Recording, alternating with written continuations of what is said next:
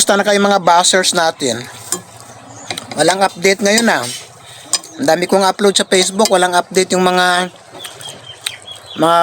DDS Walang comment doon sa mga upload na ina-upload ko tungkol sa kanilang puon.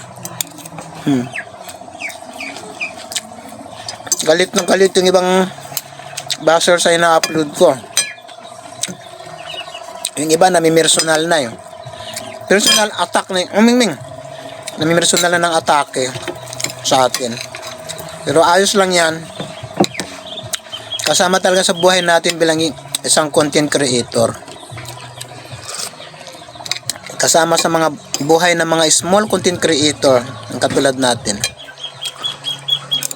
Kaya nga, maganda rin kung binabas ka. Maganda rin pag marami kang basher kasi engagement din yan.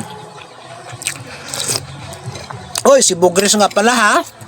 Parang tinutugis na rin ng batas ngayon si Bugres. Yung babaeng ilonggang madaldal sa social media na taga Dubai. At ngayon, sobrang kadaldalan niya, kinakarma na siya. Nahihingi na ng tulong. Dahil nalugi na raw siya sa negosyo niya. Yan. Bugres, iwas-iwasan mong pagmumura lagi ha. Lagi ka nagmumura. Minumura mo lagi si Presidente Bongbong Marcos. At balita ko, tinutugis ka na ngayon ng batas. Dahil sa mga ginagawa mo. Sa mga panlalait mo. At mga fake news na inilalabas mo dyan. Sa iyong Facebook. Yung iba kasi walang pakundangan pag mga pagmura. Yung mga BBM, minumura din nila yung. Pero in fairness sa BBM, parang wala akong nakikitang nagrarally na minumura yung mga loyalista ni Digong. Pero yung doon kay Digong, talagang maririnig mo talaga malulutong na pagmumura pag nagrarally sila.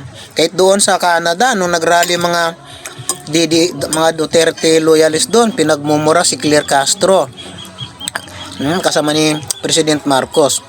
Doon lang ako believe sa mga mga supporters ni BBM Hindi talaga sila nagmumura. Hindi ko lang sure pero wala akong nakikitang rally. Kasi hindi naman talaga nagrarally yung mga supporters ni BBM Pero ang ibig kong sabihin, kapag nagrally ang kabilang kampo at minumura nila yung mga BBM, hindi nagmumura yung mga BBM. Yun lang napapansin ko. Hindi ako sure kung tama ako. Pero yun lang kasi nakikita ko sa social media. Kahit pinagmumura nila yung kabilang kampo, yung kabilang kampo ay tahimik at hindi nagmumura. Ulitin ko, hindi ako sure kasi hindi ko nakikita. Ang nakikita ko lang talaga yung kabilang kampo. Kay BBM, wala talaga ako nakikita ang nagmumura. Si BBM, ultimo si BBM, pag minumura ng kabilang kampo, tahimik lang si BBM, hindi siya nagsasalita. Pero yung kabilang kampo talaga, pag nagmura, talagang malulutong. Talagang hindi makain ng aso. Karamihan pa naman yata ng loyalista niyan, mga supporters, Iglesia ni Cristo. Tapos malulutong magmura. Diba? Kaya napagsasabihan tuloy yung Iglesia ni Cristo ngayon, na satanic church daw dahil sa mga ugali nila. Kasi nga hindi naman natin inaano si Digong. Magaling din naman si Digong na presidente, pero yung nga lang doon sa kanya, yung talagang pati Diyos minumura niya. Yun lang talaga yung hindi maganda doon sa kanya. Naging tahimik yung Pilipinas dahil nga takot, siyempre takot kay Digong dahil pag maingay ka dyan, pag kinalaban mo siya, kinabukasan bura ka na sa mundo. Di ba? Kaya yung mga tao nun tahimik talaga. Hindi, takot talaga sila. Ngayon kasi may freedom ang mga tao magsalita. Kahit anong gusto nilang sabihin, nasasabi nila kasi yung kampo ni BBM, ang kampo ni BBM, kahit mura-murahin mo siya, kinabukasan, nandyan ka pa. Diba? At hindi kami nabantaan na ganito, ganyan. So, ulitin ko again, wala akong pinapanigan dahil ako po ay Pink Lawan. Hindi po ako maka Duterte, hindi ako maka Marcos. No? ang akin lang, ang sinasabi ko lang, yung nakikita ko lang sa social media. Yun lang ang binibigyan natin ng reaction. Again, reaction lang po ito, hindi po ito pag-alipusta. Reaction ko lang po ito doon sa nakikita natin sa social media. Siguro lahat naman tayo nakikita natin imulat lang natin ang mga mata natin. Makikita naman natin kung ano talaga yung totoo. Kung sino talaga yung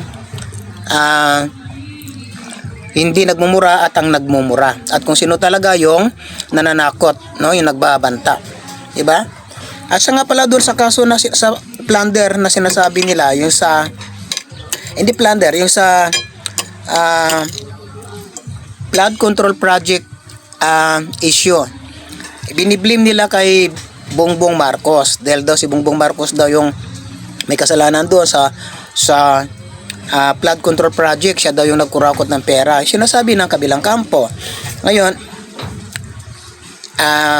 samantalang nung mayroong in-interview, nakita naman natin nung sa Senate, di ba, yung doon si Diskaya saka si Bato, nung tinanong ni Bato si Diskaya kung kailan sila nag-engage doon sa flood control project, anong sagot ni Diskaya?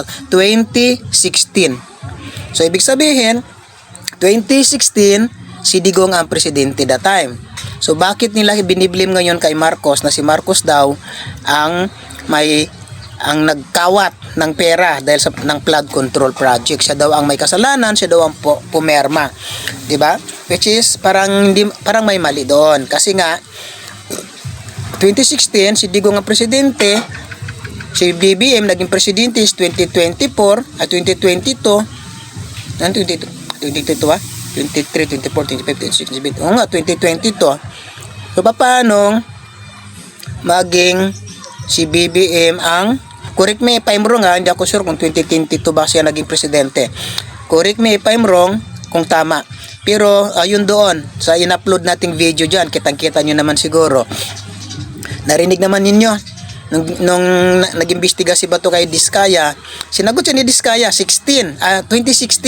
So Digong ang presidente, so malinaw, di ba? Kaya lang hindi rin natin talaga maintindihan, magulo ang gulo-gulo ng sitwasyon ng Pilipinas. Meron din silang sinasabi ni si BBM din daw ang may pakana ng flood control project. Pero kung pag-aaralan ninyo, isipin niyo paano naging si BBM kung 2016 pa nagsimula ang flood control project. Tapos kung si BBM ang pinagbibintangan ngayon na nagmali-malitang pera, ng magnanakaw, siya daw magnanakaw, ay bakit pinapahuli na yung mga magnanakaw kung siya ang mastermind? Di ba? So kung si BBM ang mastermind ng mga magnanakaw, tapos pinahuli niya yung mga magnanakaw na inutusan niya magnakaw, edi siyempre ituturo siya ng mga inutusan niya magnakaw. Diba? So kung totoo man yun na si BBM ang nag-utos na magnakaw ng mali-maliit ang pera, well anyway, wala akong masasabi dyan kasi hindi ko rin naman talaga alam. Ako kasi nagbibigay lang ako ng reaction. Ulitin ko, reaction ayon doon sa napapanood natin sa TV o sa social media, sa mga interviews. Diba? So magulo na yung Pilipinas, hindi na natin maintindihan talaga kung sino na talaga yung sasabi ng totoo, kung sino ang nagsisinungaling. Pero hayaan na lang natin yung batas, no? Kung may kaso si PBBM, demanda nila si PBBM, impeach nila si PBBM, impeach nila. Kung may kasalanan, bakit? Impeach para matanggal sa pwesto. Ngayon, kung katulad naman ni Sara, ini-impeach ngayon dahil may kaso siyang plunder, kung talagang walang kasalanan dito si Sara, humarap siya sa impeachment trial, humarap siya doon, nasagutin niya na wala siyang kasalanan. Ganon din naman si PBBM, kung binibintangan siya magnanakaw, harapin niya rin yung plunder na ikakaso sa kanya if ever nakasuhan siya ng plunder. Diba? Ganon lang din naman yung proseso doon, basta sa tamang proseso lang. No, doon kayo magharap-harap sa korte para manalo yung manalo, matalo yung matalo, makulong yung dapat makulong, managot yung dapat managot, at yung walang pananagutan, hindi free sila. Ganun lang din naman doon di ba? Basta ako neutral ako sa dalawang niya. Ibig sabihin, wala ako sa dalawa na yan. Ako ay inaamin ko sila at ako ay Makalini Robredo. No? Ang nakikita ko lang, yan lang ang binibigyan ko ng reaction.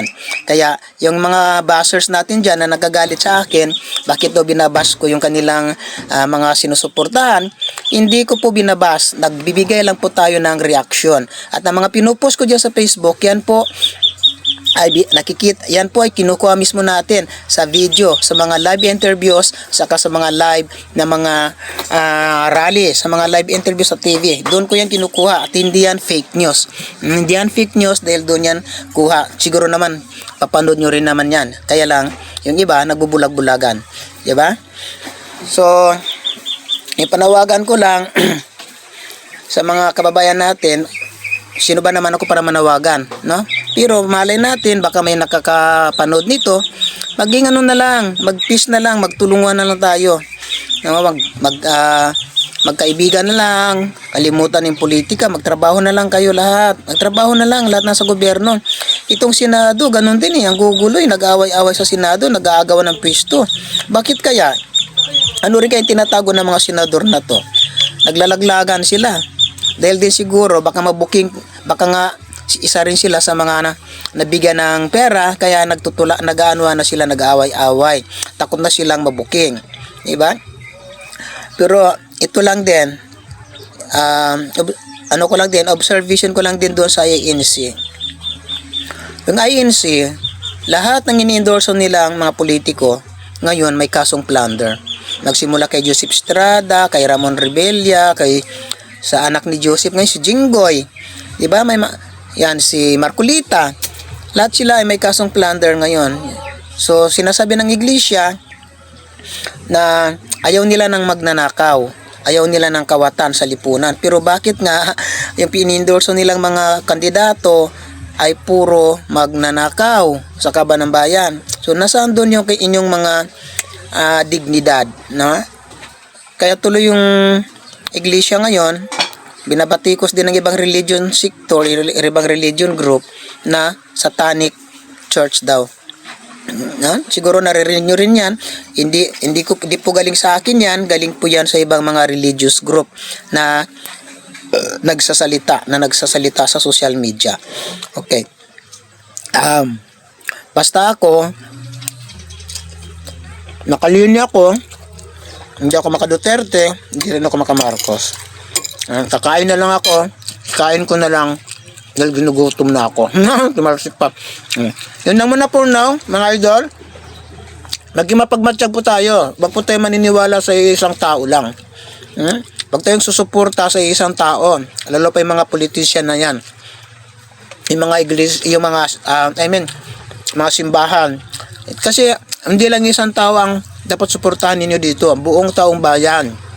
Kasi yung mga tao na yan, dapat nagsisilbi sa taong bayan. Hindi yung sariling interest lang ang hinahabol nila dyan. Yun lang muna. Bye-bye.